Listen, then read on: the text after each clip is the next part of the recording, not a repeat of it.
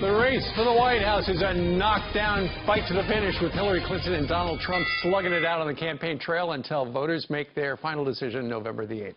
We're stepping back into the title boxing ring with former prizefighter and political analyst Ed Rollins. He's also the co-chair of Trump's Super PAC. And this week we're talking about preserving our democracy. Good morning to you. Absolutely. Before we get into the festivities here, a brand new New York Times CBS poll just came out.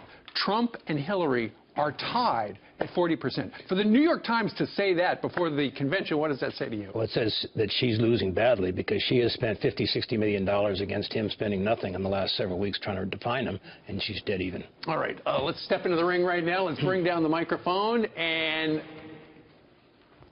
round one, Hillary versus Trump. Who's the bigger threat to democracy? You'll be the judge. Roll it. Crooked Hillary Clinton is the secretary of the status quo.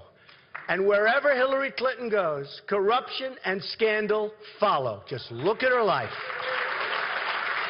Our country needs change, and she will never give us change. Never, ever, ever. This man is the nominee of the party of Lincoln.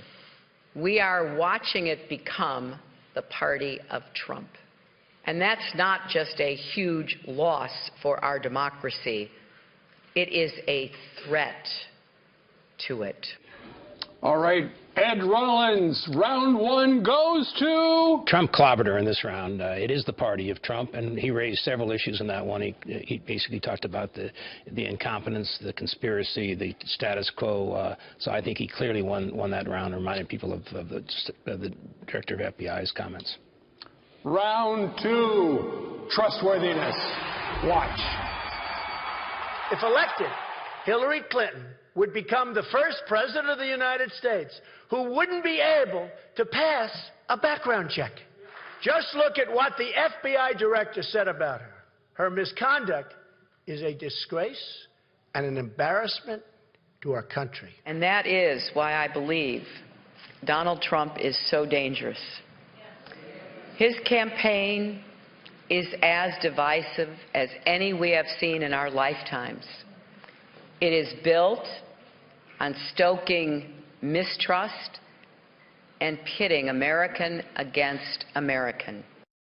Okay, Ed, round two goes to... Trump. He clobbered her again there. He basically, raised the issues of trustworthiness. A majority of Americans today don't think she's honest, reinforced even more so by the FBI report this week, with the FBI director clearly said she violated the statutes that are in existence, even though she wasn't indicted. Okay. Round three, law and order. We must maintain law and order at the highest level, or we will cease to have a country. I am the law and order candidate. Hillary Clinton, on the other hand, is weak, ineffective, pandering. We see it in the violence that Donald Trump encouraged toward protesters at his rallies. He says that if he doesn't win in November, we, and again I quote, won't even have a country anymore. I do not know what he's talking about. All right, round three goes to? Well, she doesn't know what she's talking about, and I think the bottom line, being the law and order candidate in this environment is a very good place to be. He's on the side of the police, he's on the side of the military, he's on the side of the American public. Okay, so it's unanimous. Yes, this is the best week he had, and by the fact that he caught her in the New York Times poll just shows what a good week he had. Well, and Hillary's had a terrible week given what the FBI director said and what they decided to do, and now, a majority of Americans say it looks like she and Lynch had a deal going through. That doesn't help her anywhere. It doesn't help. It just reinforces that negative impression that people have of her not being honest. Okay. Take care. Thank you. Boom, boom. Thank you very much. We'll see you next week. Thanks.